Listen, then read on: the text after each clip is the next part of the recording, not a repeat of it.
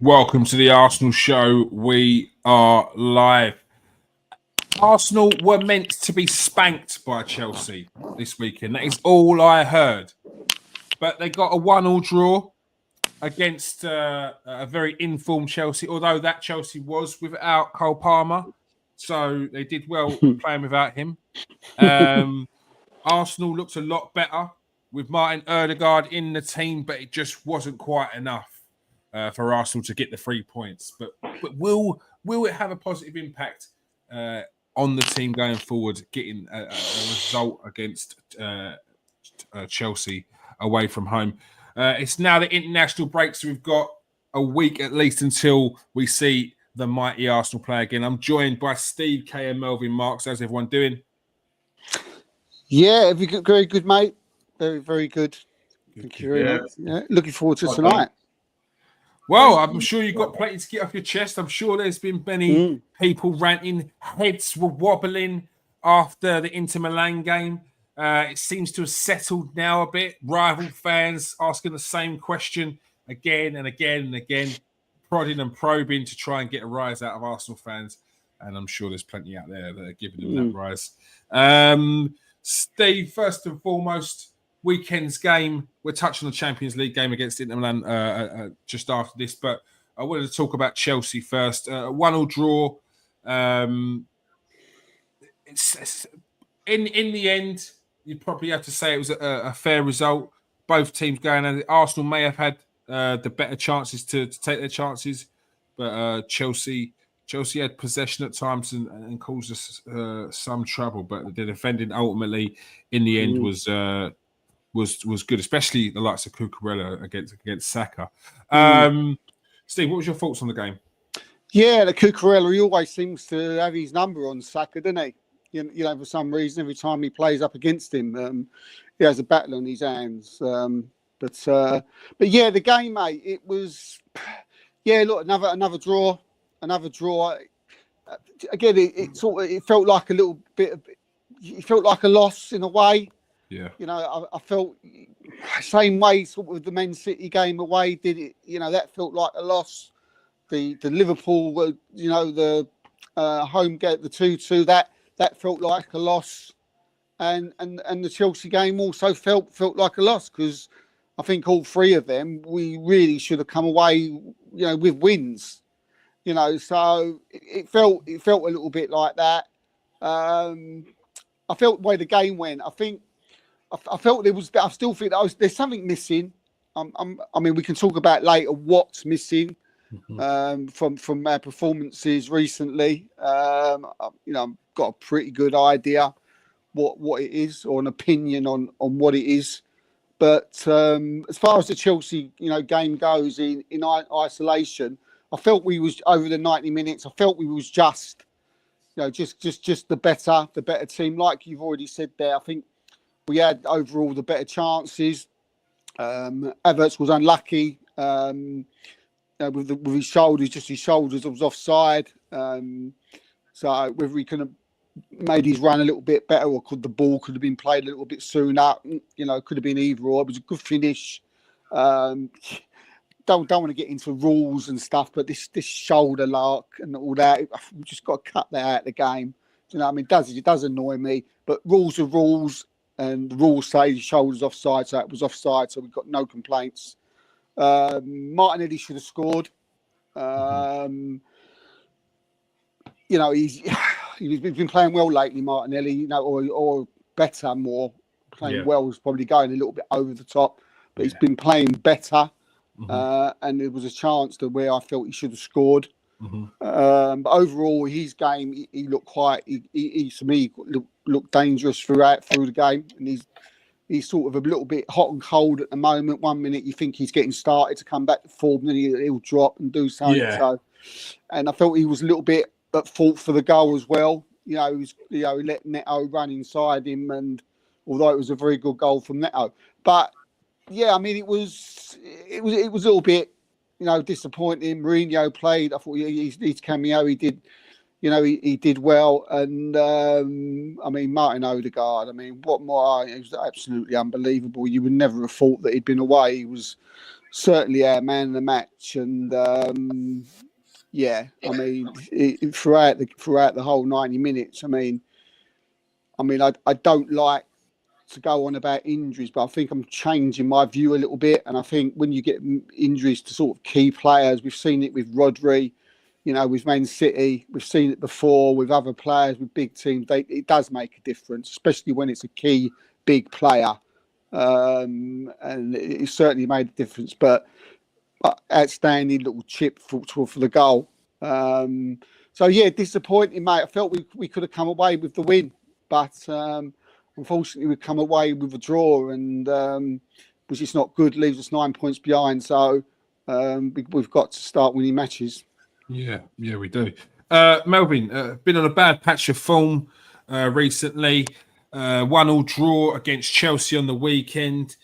Didn't really get us back on winning ways, but some signs of encouragement there. Odegaard back making a big difference. What do you feel that's missing? One of the things no one's touched on anywhere, I don't think. I've done this to everybody, but how many 1-0? How many times have you given away the lead this season from winning positions? Yeah, it's ridiculous. How can you, if you can't hold on to a lead, then the best you're going to get is a draw. It's proven time and time again with us.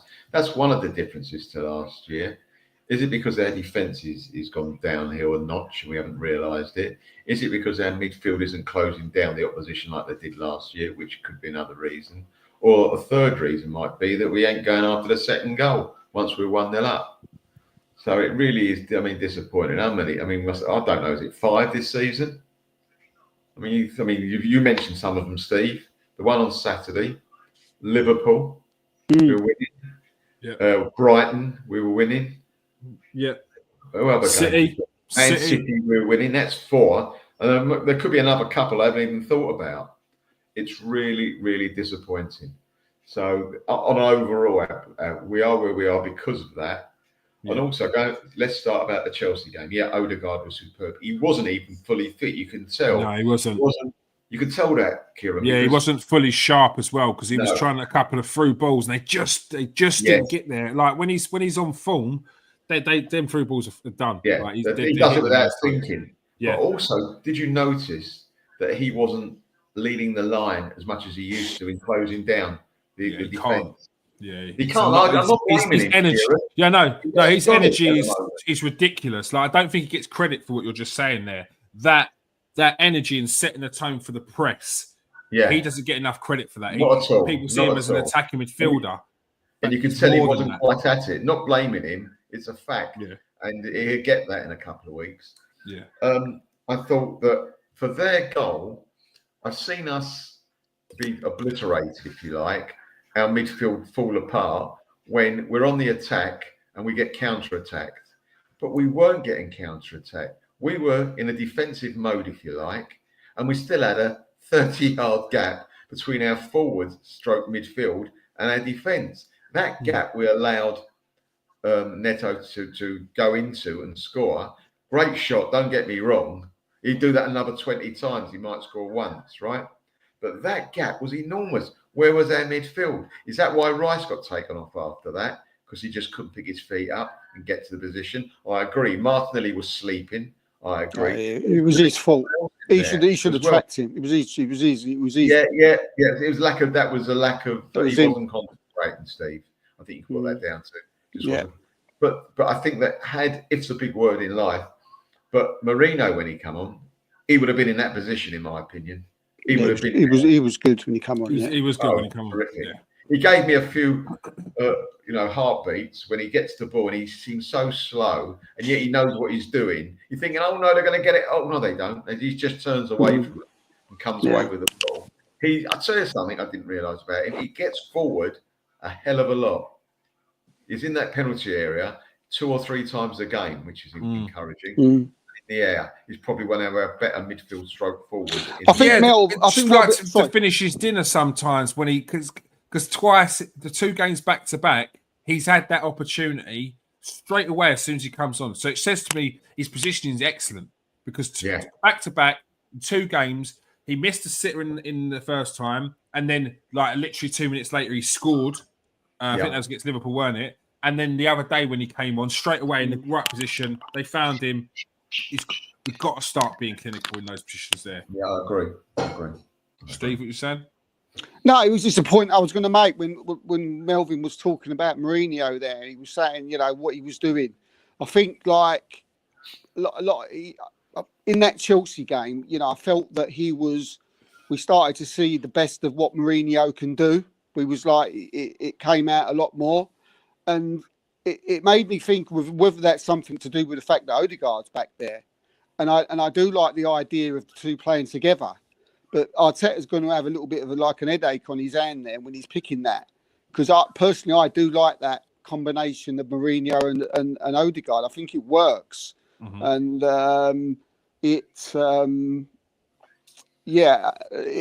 they played together at Sociedad as well, didn't they? So they've got some kind of little understanding. I don't know how many games they played for each other. But yeah, no, it was just a point of Mourinho that he did really well. When he come on, and I'm excited to see what him and Odegaard can do, going forward after the break, if he gets picked. But as I say, he's got an headache there because of that, now everyone's fit. It's, do you know what I mean? Starts getting a bit techy. I'd rather this headache than the headache we've had over the last 4 or 5 weeks. Oh, yeah, definitely. We're trying to string a team together. Go on, Melvin. The headache, you're correct, Steve, but this might be a bit controversial. But I would drop Partey. I know everyone says he's playing well, and he is playing well. Yeah, he has been playing well. But he doesn't.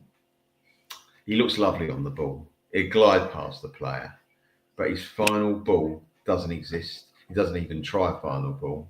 He might give it wide, and that's fine, lovely, but he doesn't give that last 10-yard ball to anyone.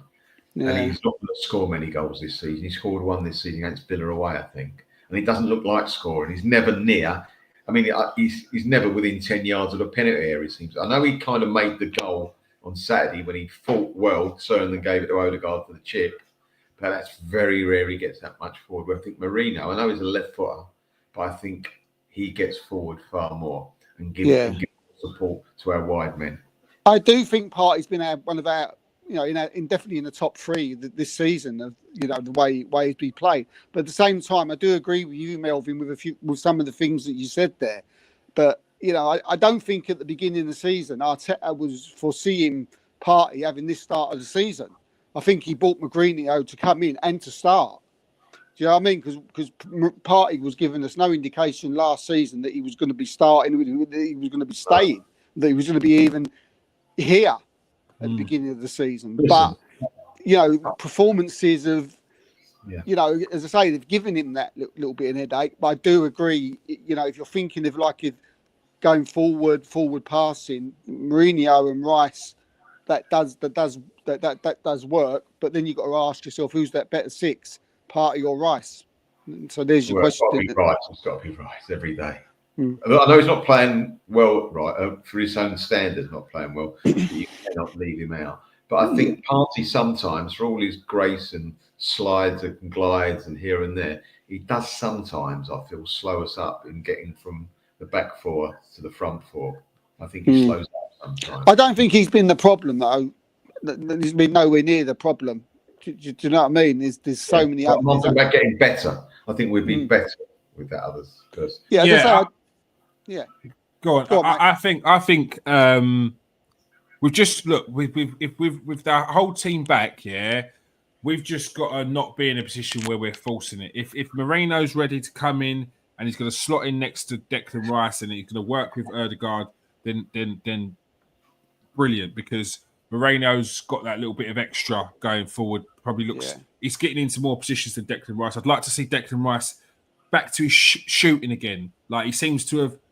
Like I used to get off a couple of shots a game, Declan Rice, and trouble the keeper. It doesn't seem to be doing that as much anymore, and it seems to only be happening where we need a goal. Well, Declan Rice, you've got a decent shot on you. Get them shooting boots on. So we've got more options for scoring a goal. But look, we've got the players there. We'd get them back fit. If it's working with Partey in there, it's working with Partey in there. If it's working with Marino, it works with Marino. I don't mind. We just need to get a bit of fluidity. We need to get our pace back in with our passing. We need to be more forward thinking.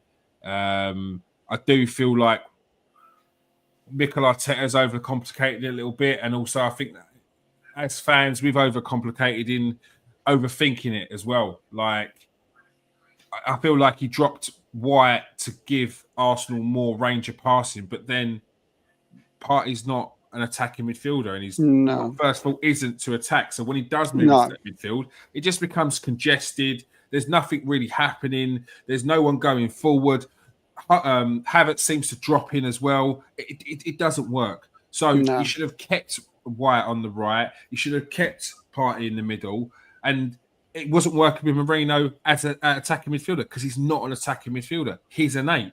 He needs to be coming deep, getting the ball, moving into pockets, moving into space, 1-2s. That's what he's good at.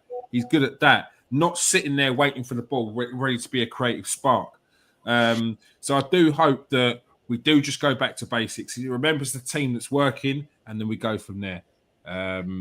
Because we have to pick up our form after the international break. We've got to pick up our form, and we've got to start getting 3 points on the board. Yeah. And with those 3 points, we need to start seeing some better performances because I do feel like we're getting the 3 points, but there's a little bit of lack of self-belief once you're getting that result. You need to have some belief in yourself with some performances where you've absolutely obliterated teams. You've played them off the park a couple of times this season. We've done that for a half. Look at Leicester. Absolutely walked all over them.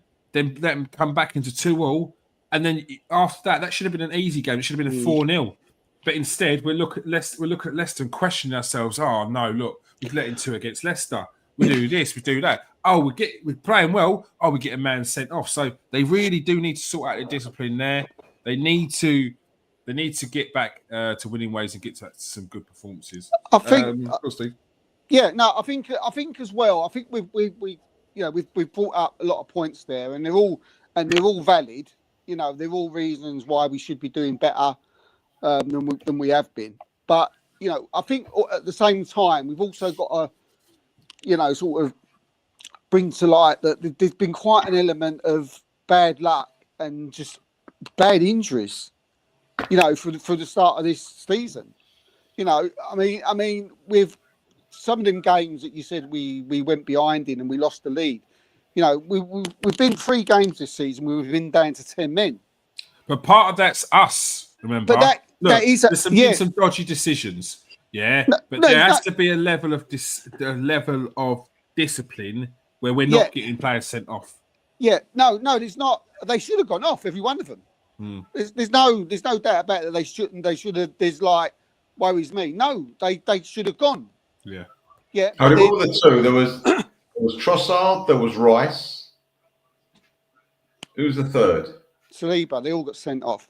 Oh yes, Saliba. I said 3. So I agree, Steve. You can make a case, more than a case, for all of them getting sent off. No worries about that at all. But it's the rules. They got by the letter of the law. So the letter of the law. How solid is the letter of the law, Steve? Yeah, but it's the law is the law. So we can't make excuses about the law. If it applies to every situation that is quite similar, because no 2 situations are exactly the same, I accept it, but I don't accept that it's been a level playing field in that respect. No, but that's a different conversation, then, mate. We will get onto that though. We will get onto that because we spoke about David Coote last night, but I want to hear. But that's a different conversation. The fact is they were sent off. Whether things should have happened to other players, that's totally separate. Our players got sent off by the letter of the law. Yes, other people should have gotten off, but we're not talking about that. Our players did what they did and they should have gone. Right? That's a fact. We can't argue with that. Saliba did what he did. Do I think people should be kicked for kicking the ball away? No. But it's the law and they did, so they've got to go.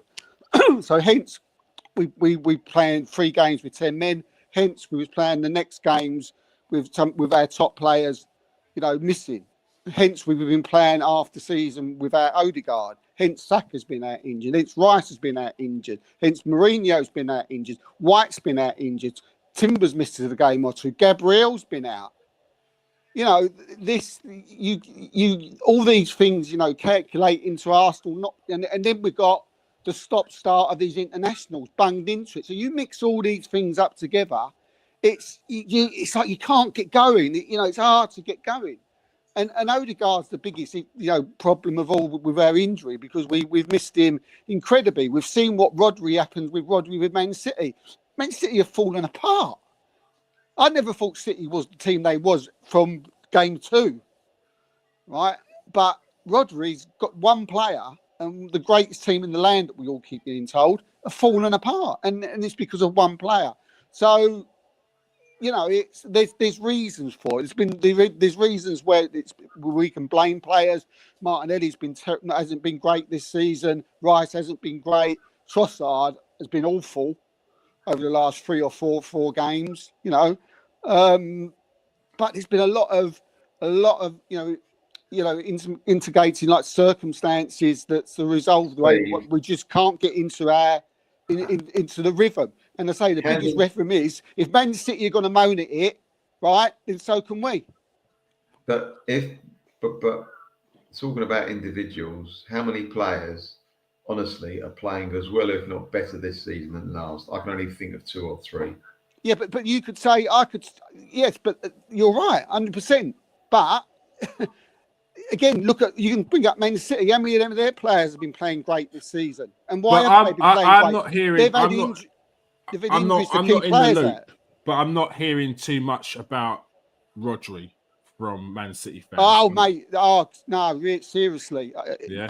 Yeah. Oh, yeah. Well, then, yeah. Save that for the end of the season, because remember when Saliba was out, remember when Jesus was out, Partey was out, and it was all just an excuse. So just remember it. But I agree with Melvin. The Odegaard thing, yeah. We had no Odegaard from what was it, the Tottenham game, wasn't it? He never played against Tottenham. Yeah, so no Odegaard from the Tottenham game, yeah. Yeah. What we did is we coped. We coped up until our first loss, but you could see that there was a lack of, which is why people say we're very defensive, very this, very that. I just feel like after that, we too many things were changed around. And I agree with Melvin where he says the form this season of a lot of our players has not been as good. Why are we leaking goals defensively? Why are we leaking so many goals defensively? Okay, we forget about the ones where we're a man down. But in other games, we're leaking too many goals. We're leaking far too many goals. And this was meant to be what we call, or what we said many times, is the best defence in the league. We can't go from where we were then to where we are now. There's a problem. But I think you can. I hope it changes. I think you can say that. We've only played 11 games. Mm-hmm. And I've just gone through so many different things that, you know, you would think at the beginning of the season wouldn't happen. You know, so I'm not so. I know Martinelli's been poor. I know Trossard's been poor. I know Rice hasn't played what have been as good. We know all this. My point was, on top of that, right? On top of that as well as them being not great, you've got all the stuff I just mentioned going on as well. So it's not a matter of like I'm disagreeing with Melvin or disagreeing with you. Mm-hmm. I'm agreeing that our players have been poor, right? But you've got to sort of look at everything else that's been going on. That playing with 10 men, you've got to look at the fact that these international. You've got to look at the black. I mean, I'll just select. You say about the defence. Firstly, when you say about the defence, it's not the defence. The defence starts from the front.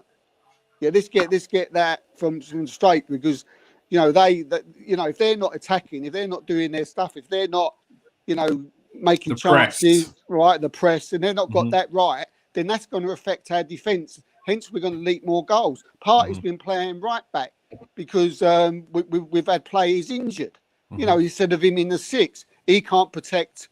Mourinho's been out, so that means Rice has got to play in the 6, and then we've got no 8. There's so much else that you know, we've got to sort of look at to say, why have we been playing with it? Ain't just the fact that he's been bad. No, look, we can't look at Odegaard being out and not think it's been a major factor. We just had him back for 6 weeks, and a 60% fit Odegaard was the best player on the pitch for Arsenal, which says a lot. That's a problem, though. That's a problem. And but Rice don't look fit, does he? Rice is not. He looks knackered. He looks knackered. I mean, there's got to be something deeper than just Rice being knackered, unless it's getting used to playing at such. Well, he should be used to playing at such a high level now. Yeah, I think it is. I think it's just a combination of everything. There's so much happened at Arsenal over this first 11 games. Players playing out positions, Saliba out, Gabriel out, Timber out, White out. You know, Rice having to go in a different position, Partey playing right back. You know, Martinelli being off form, and Trossard can't seem to hit a barn door.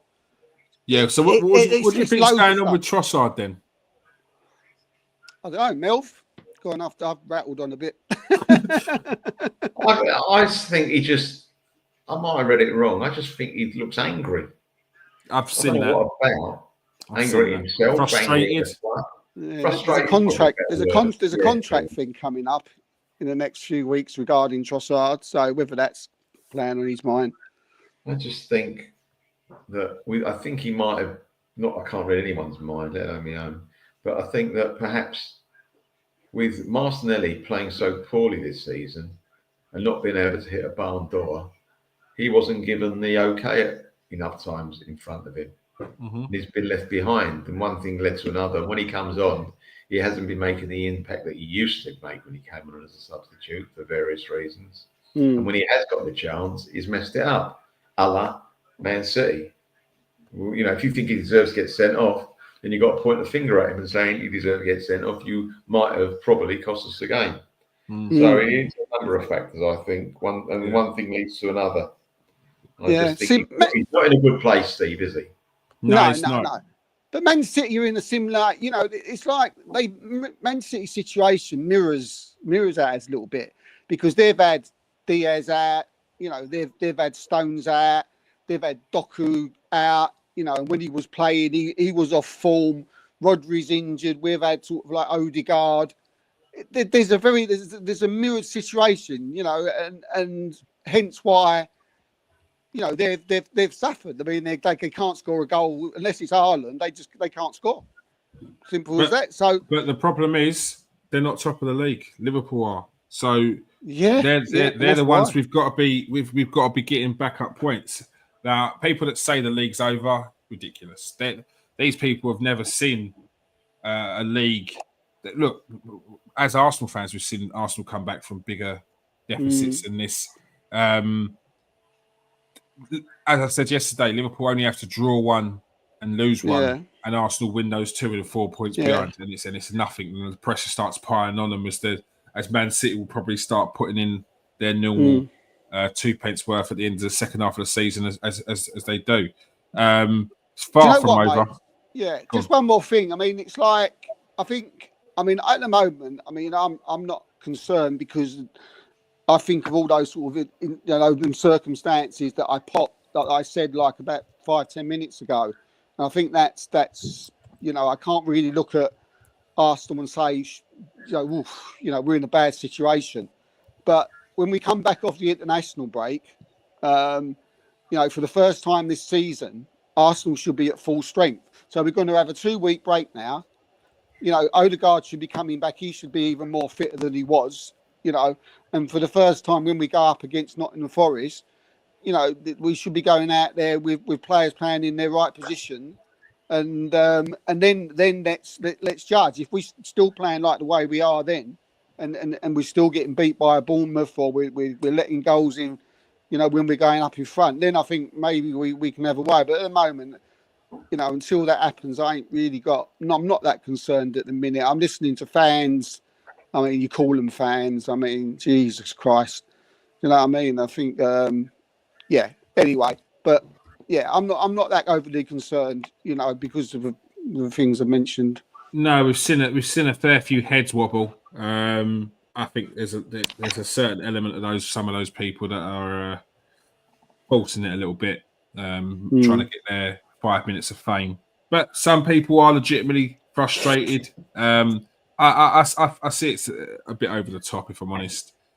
Saying that the season's over in November it's as comical as Tottenham saying we're going to win the league in October. So it's just there's, as I said, there's a generation of fans that have grown up on watching other fans lose their heads at every single drop point.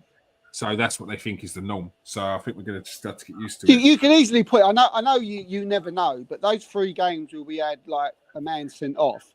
You know, we was beating City, we was beating Brighton, and I'm sure if we had 11 men on the pitch, you know, we wouldn't have lost against Bournemouth. So that's 6 points. So we could be sitting there now 3 points behind Liverpool and had all those away games, you know, against Villa and Tottenham and Chelsea and Manchester City, and it could be a different story. It could be saying it's as simple as that. It's a long way to go. Yeah, well, if you look at last season, I think at this point last season, I think we're only 3 or 4 points off of where we last season. And our first loss was this time last season against, I think it was Fulham. So, and I think by then we'd already drawn 2 as well. So, yeah, it's not too far off. People are just panicking, but yeah, that's what it is now. We also had another game in Europe in the Champions League. I still stand by what I said after the first Champions League week. I hate this format. I don't care what anyone says. Weird, isn't it? I hate it. Melvin, a very, very tricky game against Inter Milan. From what I saw, I only caught the second half, but it just seemed like Inter Milan just had a little bit more about them up top in terms of it felt like we were being rope-a-doped a little bit. Muhammad Ali versus Foreman. It was a bit like we were trying, but Inter Milan always kept us at arm's length. Yes, there was a couple of opportunities where we was unlucky not to score. One was clear off the line. Havertz unlucky as well. But yeah, there was just too many times it just felt like Inter Milan to me knew what they were doing and knew how to play us, Lewis, to let us have possession and let us believe. What was your thoughts on the Inter Milan game? Don't think it's correct. Perhaps it is correct. But I wouldn't have said they had more up top than we did. They scored from a fluky penalty. Not as if they scored 4 goals and we had nothing in return. No. But once they got that lead, they knew exactly what to do. The team that's what I mean. Knows how to defend. And once you're 1-0 up, we had, like I said earlier on tonight, once we're in the lead, we should have the nuance to do something like that. You won't be successful every time, but normally you will, especially with the players we've got.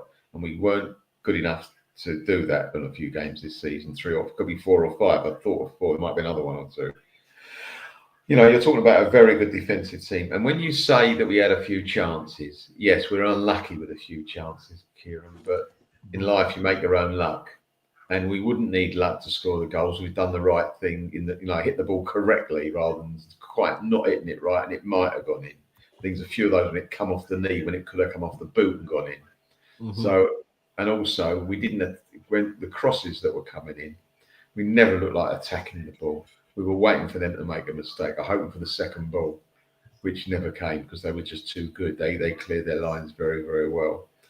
It was disappointing because it's similar to the Newcastle game, really. The Newcastle game, we went 1-0 down quite early on, whereas a bit later with the European game, and we never looked like scoring. I don't think we actually got the goalkeeper's gloves dirty after they got the lead in either game, which is very disappointing. You might have flapped it a couple, but he had nothing really to do, either goalkeeper, once we went behind. So that's very disappointing. They made out they weren't a much better team. We do lack. We're not ruthless enough in front of goal. You can name any Arsenal player that gets near the box. We're not. Trossard isn't as ruthless as he used to be. Most certainly, Havertz has had a downward spiral on his how I know he scored a lovely, looked like a goal on Saturday, but he hasn't been getting anywhere close to it like he used to. He's not running in positions in the box like he used to. He's not now, in my opinion, a presence in the box. We have not got a presence in the box. We can throw as many crosses in as we like, but the end result is going to remain the same. The centre halves are going to go, thank you so much, and just push it away, head it away, kick it away, or whatever. I'd put down Havertz not being a presence at the moment because Odegaard, because he's being asked to drop in. He's not getting chances. He's being asked to drop in, which means I don't even think it's so much he's not getting a chance. I just don't think he's there in the box because he's dropping in deeper. He's trying to cover the space in the middle. Look, I said that shouldn't happen, Kieran. That shouldn't happen. No, it shouldn't happen. Whoever told him that should give themselves a look in the mirror. What's the point of having centre forward and not play him at centre forward? So who's in the middle? No one. I think with Havertz, he because of the type of player he is, he naturally drifts off into pockets of space anyway. So he's always going to be looking there and thereabouts to get into. For me, it's also about the likes of Martinelli and Saka to make them diagonal runs, to make those runs inward. If Havertz drops in, as normally it would be, your wingers turn into inside forwards, or one of them does. Like we had a level of fluidity last season and the season before, which is just gone at the moment. And I do think it's just down to form and players not being available, but it's just gone, and it shouldn't. That's the biggest worry. Our drop off from where we were to where we are now is concerning, because if Odegaard is out, we shouldn't drop off. Like, yes, this is a top player, but we've got no other option there. Trossard is not an Odegaard type player. Like, for me, we loaned out Fabio Vieira in the summer, and if you don't fancy him, you've got to bring in a replacement, because you also sold Emil Smith-Rowe. Now, I don't think about that. Look, I'm not going to jump on that bandwagon, because I don't think that he wouldn't have done that at Arsenal. I don't think. Well, I don't think he said. I just don't think Emil Smith-Rowe. Emil Smith-Rowe is not the Odegaard. I think Emil Smith-Rowe can play with Odegaard. He's not the Odegaard. He's not the replacement for Odegaard that we need. No. Fabio he could have played left wide though, Kieran, a few times. Oh yeah. 100%. 100%. Similar, could have played left wide. But Odegaard's Rodri. You know, I get that. I get that. I get that. And we're not. Look, I'm not saying that whoever comes in is going to be. But we need. Liverpool lost Salah, mate. If Liverpool lost Salah, but it does because they play Nunes. They're playing Nunes, and what would they get out of Nunes? No, but wait, what would they? Would they be the same? I'm not saying they'd be the same, Steve. I'm saying you've got to bring in a player. You've got to have an option there who is a similar type. You've got rid of Odegaard's been injured, and you've got rid of the only other player who is of a similar type. Fabio Vieira's game is not to score goals; it's to assist goals. Whereas you Trossard's a goal-scoring attacking midfielder or a left winger, but Martin is an inside forward. The only other creative spark is essentially coming from Saka. And then Havertz, who's trying to drop in and do more, but he's not an Odegaard. Like, I do think we've been so naive in trying to cut down the squad so that it's a harmonious team. Everyone's happy and everyone's this, and we've got a tight-knit squad. Like, come on, man! You're going for four titles, yeah. You're going for 4. Yes, you can drop people in the Carabao Cup and bring in some youngsters and rest people, but you should not be getting rid of your other option who could come in and potentially do that. It was so naive to do that. And maybe now you thought Nwaneri was that guy. Maybe you thought Nwaneri was. Nwaneri's not that guy. He's not that guy. He's not that guy. You're asking a 17-year-old. Okay. Worst case scenarios is what you should be looking at as any manager or anyone in any role, in anything you do in life. If you're a manager, worst case scenario. What's that worst case scenario? Havertz, Saka, and Odegaard are out. Who's our replacements? Okay, we've got this, we've got that, we've got this. Who's the replacement for Odegaard? There's not one. There's not one. And I don't think it was thought through. I think that they've gone off the last record. He's not missed a game here. He's only missed 2 games in this season. Probably. Oh, what's the chances? Like, at this stage now, we are not at the stage where we're trying to make everything so it's perfect across here. Like, we're at the stage now where we've got to, mate, if you're not in the team for a while, you're not in the team. We sat there with Kieran Tierney not getting games for nearly a season. We sat there and watched multiple players not get minutes. And we're like, do you know what? He needs to get minutes. We sat there and watched Emil Smith-Rowe not get minutes when he was back from injury. Now, all of a sudden, we need to see Fabio Vieira go out on loan, and Ethan Wanieri is the answer. I just feel like there's so much big pressure being thrown onto a 17-year-old who, let's have it right, 90% of the fan base do not know how good he is. 90% of the fan base have never seen him play apart from against Bolton and Preston. People telling me that, he smashed it against Bolton and Preston. That's not Newcastle. That's not Inter Milan. So how can you turn around and say that, he should have started against Inter Milan? It's like Wanieri should always have been the third option, never the second option. For me, that is crazy that you're going to go into a title charge and your second option is a 17-year-old. So, I mean, for me, Odegaard's irreplaceable. Yeah, you couldn't go out and replace him anyway, right? You're always going to be worse off. Yeah. Right, with him out of the team. You know, again, for me, he's like a Salah. If he's out, you're going to be worse. If Rodri's out, you're going to be worse. Yeah. Yeah, there's no, we've seen it with the best team in the land. Rodri's out, they're falling off a cliff. Yeah, it happens. Sometimes it happens. But on let's just say we would have kept, Vieira, who I like. Do you know what I mean? I like Vieira. Yeah.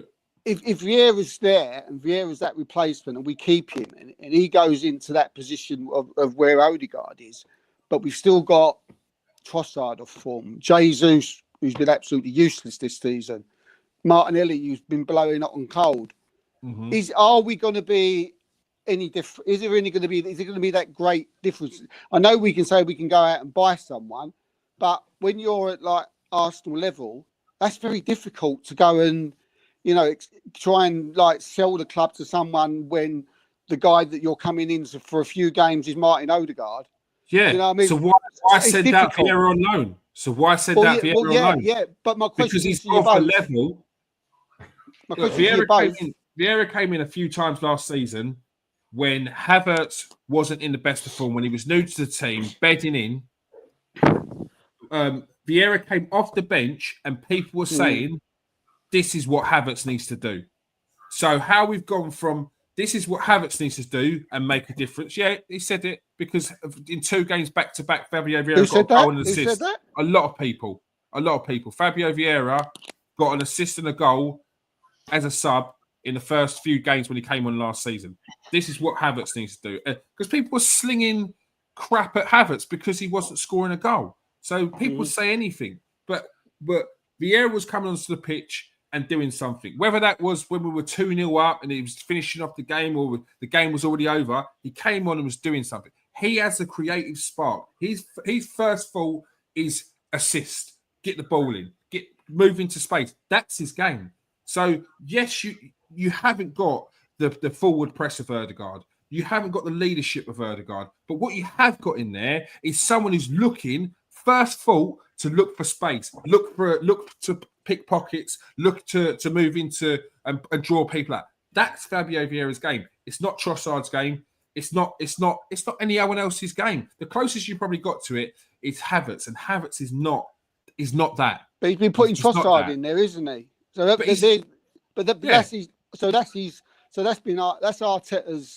That's been his thinking, isn't it? Yeah. He's been thinking, okay, I can put Fabio out on loan because ideally I can get much game from him. I can put Trossard in the 10 position, and he just ain't done it, has he? It's not worked. It's not worked, and I can see why it's not worked because Trossard, although he got those 10 assists in the first season, in his first half of the season, it's from the left.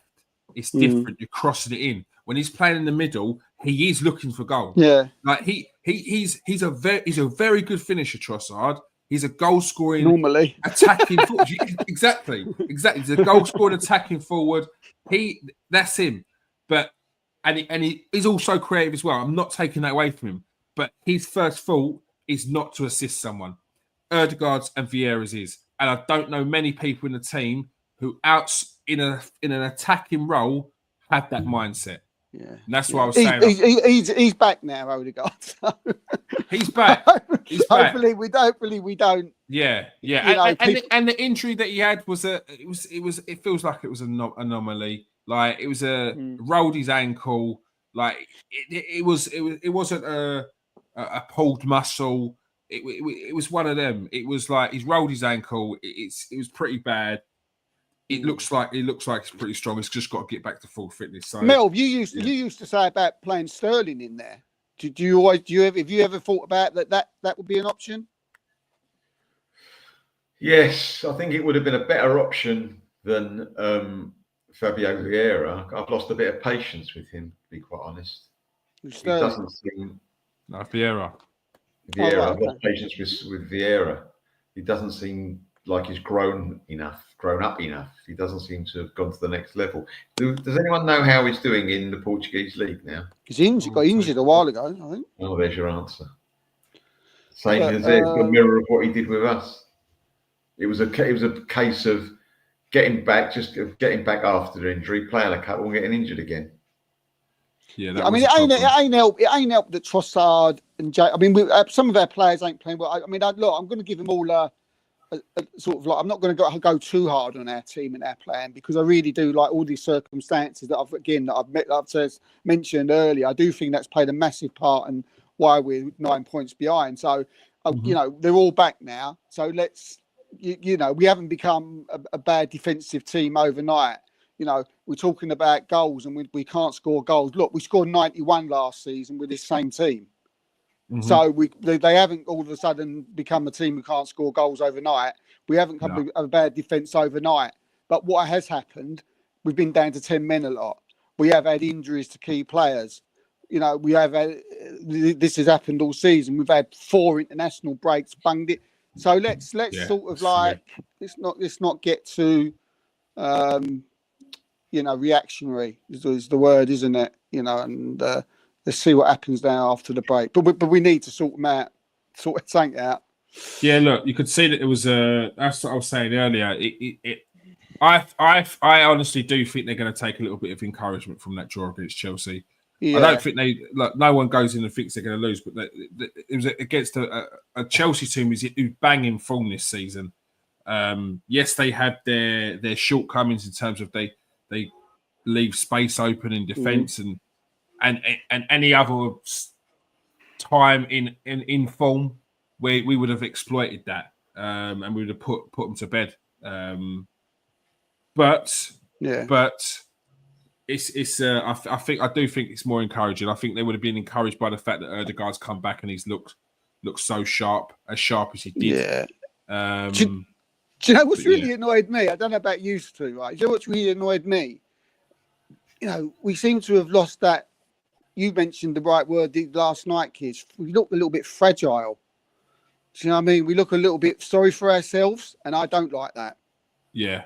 Yeah, that's a concern. Like. That is a concern. I don't like that. The first person that said it. A couple of people have said it to me that. I want Ben White and Gabriel to start eyeing them up in the tunnel again. I want Ben White to start elbowing the goalkeeper.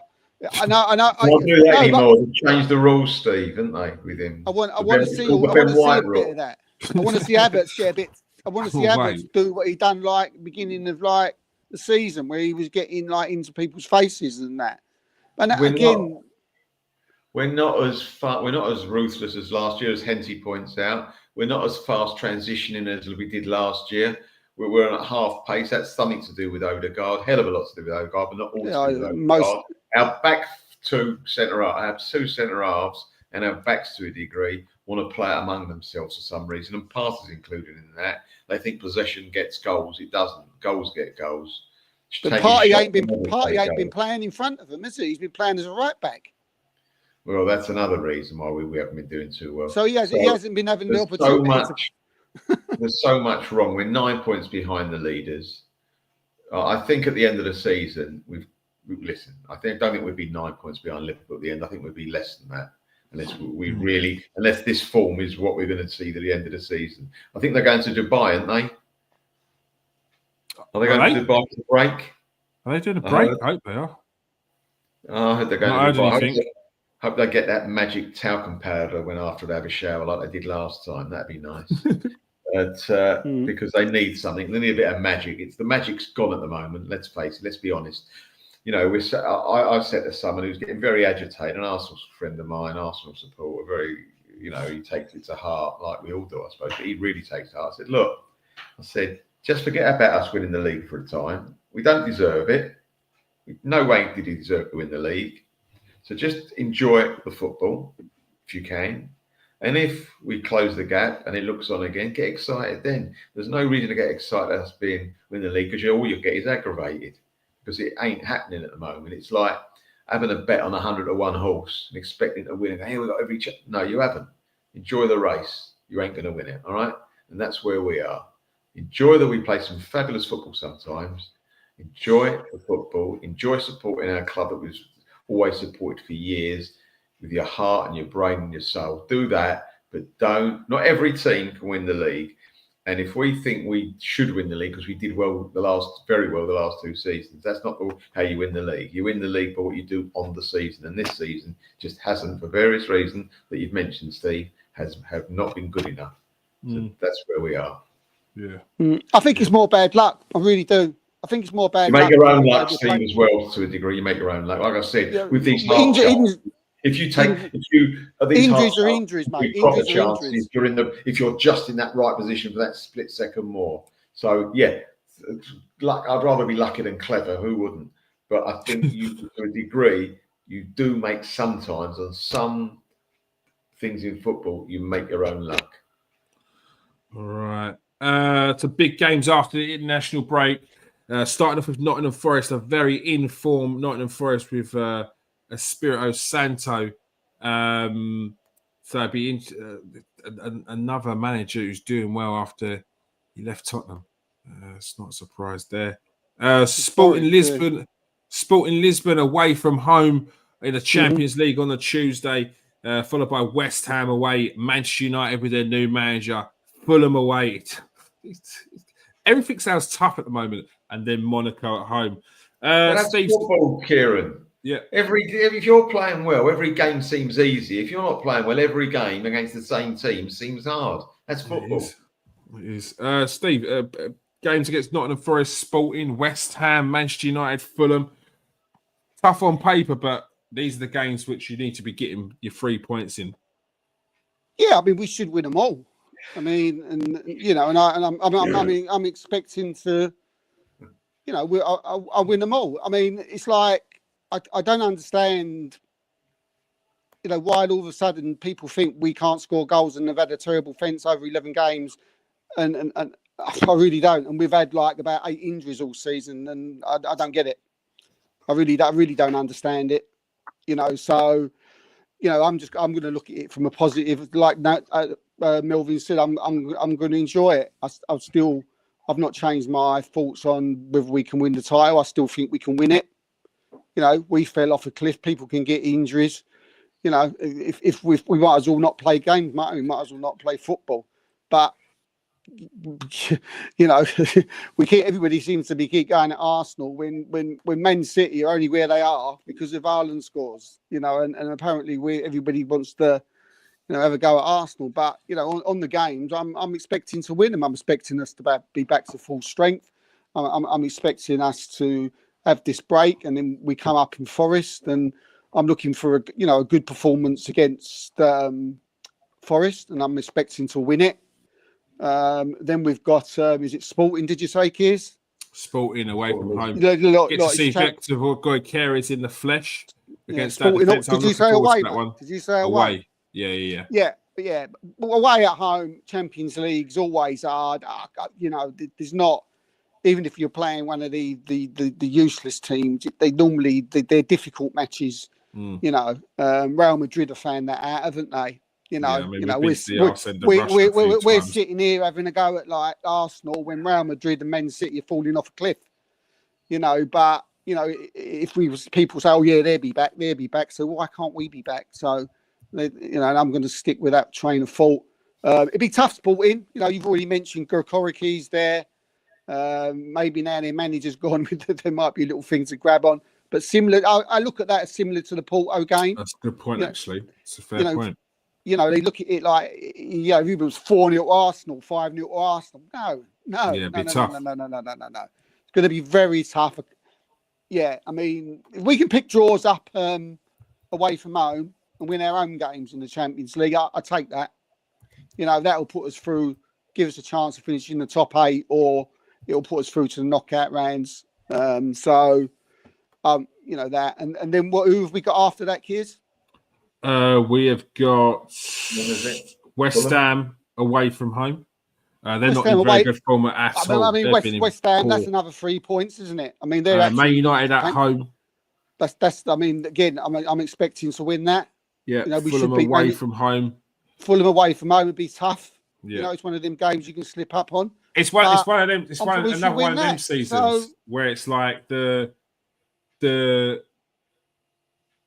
trickier games, the ones you'd think are the trickier games, them teams aren't necessarily in form, and the teams that are in form are those smaller games. Do you know the way I'm looking at it? The way I'm looking at it is, like I said about 20 minutes ago, that when they come back, this will be the first time this season that Arsenal, you would pick the 11 that you'd want to start every week. Mm-hmm. Fit. Yeah. The first time. So for me, the season starts now. Let's see what you got. So if that team plays like the way we know, the way they can, the way they can defend, the way they can score goals, then we should be winning those games that we've got coming up. Mm-hmm. So, yeah, and in between that, Man City have got Liverpool. So there's another little cloud there. Do you know what I mean? Someone's got to win. That's going to be a big game. Yeah. Yeah. Yeah, no, positive. Got to look positive. Look at the positive side. I got to look at the positive sides. Of course. Where was I? Would you Melv? Melv, that's it, Melv. Sorry, I was just distracted. Melv, couple of big games. Our form needs to pick up though after the break. No concerns there. Well, I've just added your points up, Steve. Out of those 5 games, you reckon we're going to get 16 points, didn't you? No, but the Sporting one and the Fulham one, for some reason, I think will be tough. I've got, Sporting, I've got a funny feeling it could be a draw, or we may even slip up against Sporting because it's Champions League. We've seen Real Madrid get beat 3 times in the Champions League this season. And look at what Sporting done to Man City. They absolutely wiped the floor with them and beat them 4-1. So, but you'll get Arsenal fans. We'll get beat by Sporting, and we're like should be in the Champions League, and Arteta should get sacked. But that's Arsenal fans for you.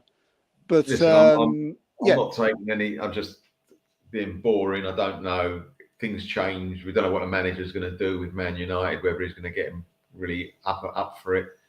You ain't be as bad as the last manager. Who knows? But I'm worried about the Forest game. Let's beat them. Let's get a 3-0 win there. If we can, let's make it. Give us a bit of breathing space and go into the next game with confidence and go on a run. But I do think that's what we need. Take the Forest game. Take that first, and then see where we go. That's what you. Yeah, I do think that's what we need. I think we need.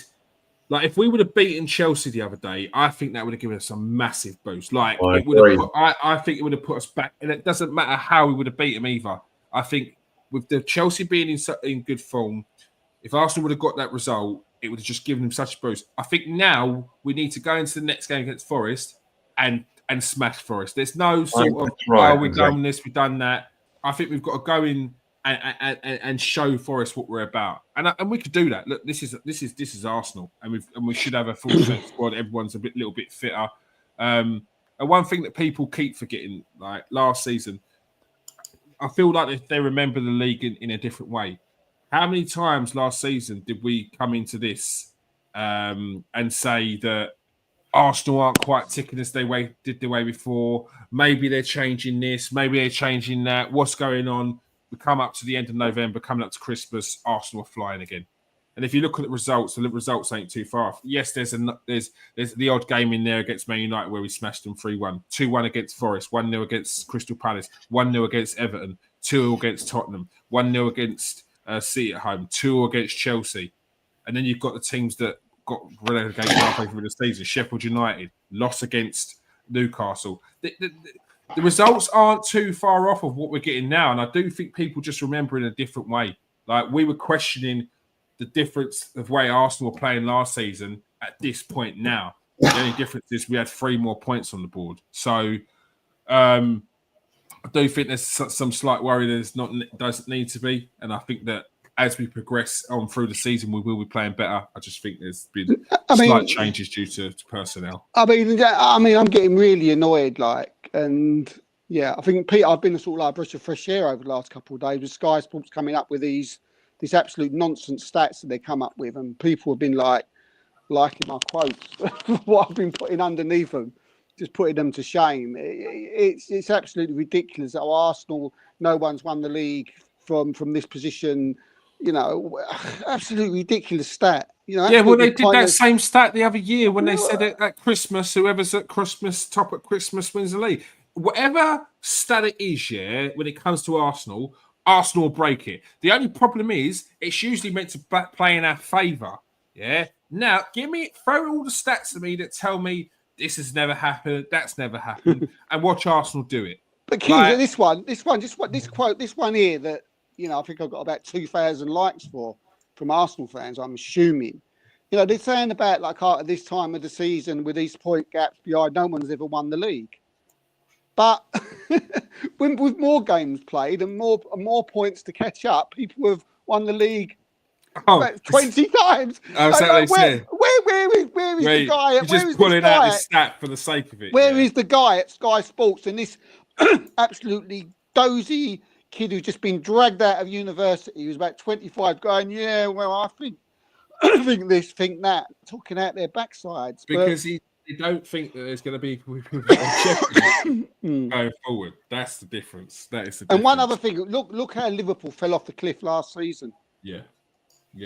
Look, they will tell you differently. Liverpool fans will tell you differently that they weren't in a title race. They were never in a title race.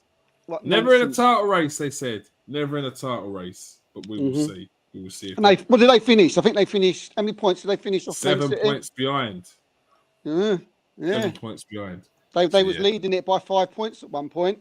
They were halfway through the season, and people were saying after 11 games, come on, man. Exactly. All right. That is all we have time for. Thank you for joining us tonight, Steve. And thank you for joining us tonight, Cheers, Melvin. mate. Pleasure. Hey, good night. Great to be back, boys. Great to be back. Good. International break. I'm not sure that we're going to be a show on next week, so make sure you join us on Monday for the Transfer Exchange show where we will be talking about Arsenal. But we will also be doing the Barclaysman 11. People, the Barclaysman 11, get involved in that. Have you not heard about the Barclaysman, Mel? No. Essentially, it's all the players between 2001 to 2016. That was the Barclays Premier League era. Yeah. Right. And you pick your favourite. It doesn't have to be the best. It's just your favourite. And why you pick them. It might be I love the way they played. They never played for a big team, but I just love the way they played. They gave it their all, scored screamers. It's that kind of thing. Right, gotcha. We're nostalgic. Yeah. That's what we're doing. Yeah, jump on, mate. Jump on if you're. I can't see Farrell. Monday night. Yeah, Monday night. All right. Yeah. My team's winning now. I've already picked my team. I think my team. If my team now that I picked played in the Premier League today, it'd win it. Well, the only thing is, Steve, your team was playing in 1985. We're looking for 2001. That's what we're looking for. That's the problem. What, in 1 year? I thought it was 2001 and 2016. 2001 to 2016 we're looking for. Right. As long as that's the. But actually, it don't matter if this their peak. It's whatever reason you want to pick them for. All right, remember that. Whatever reason why you want to pick them. You got to have a bit of variety on this. I know have a little bit of variety. Kieran's going to come up with these ones like, oh, God, where'd you get him from? No, I did a Man City one the other day, and I got slated for it, yeah. But I put one person I did put in there was Stephen Ireland, because I used to love watching Stephen Ireland play. It was only once he lost that instant with his wig being pulled off that he kind of lost his confidence a bit. Wasn't the same player. Refused to play for Ireland again. So yeah, but yeah, no. Barclaysman, Man City is a tough team. Leicester's always a good one as well. Yeah, Everton got a few. Everton have got a few as well. Yes, they have. They have. Make sure you join us next Monday for the Barclaysman Premier League, the Barclaysman 11. We'll also be talking about Thomas Tuchel's first game in charge of England. Yeah, you got to give it. You got to hit the reset button, Steve. Right? You got to hit the reset button. It might be good. Right? It might be good. You never know. You never know. All right? So. You never know. So. All right. Peace out, people. Stay safe and wash your hands. Oh no, wrong one.